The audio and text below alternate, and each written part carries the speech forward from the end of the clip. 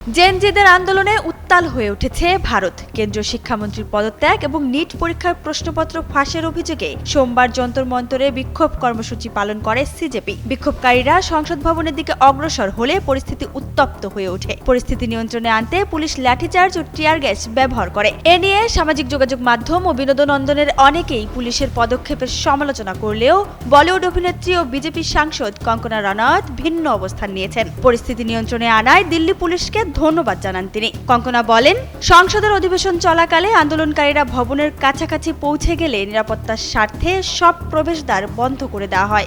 Minister বিশ্বকাপে দেশ কাঁপানো অফার।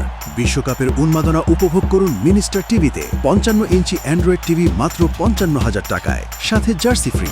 সে সময় প্রধানমন্ত্রী সহ সরকারের শীর্ষ কর্মকর্তা এবং বিভিন্ন রাজনৈতিক দলের সাংসদেরা সংসদ ভবনের ভেতরে অবস্থান করছিলেন। বাইরে উত্তপ্ত পরিস্থিতি এবং নিরাপত্তা কর্মীদের তৎপরতায় ভেতরে উদ্বেগের পরিবেশ তৈরি হয় বলেও জানান তিনি।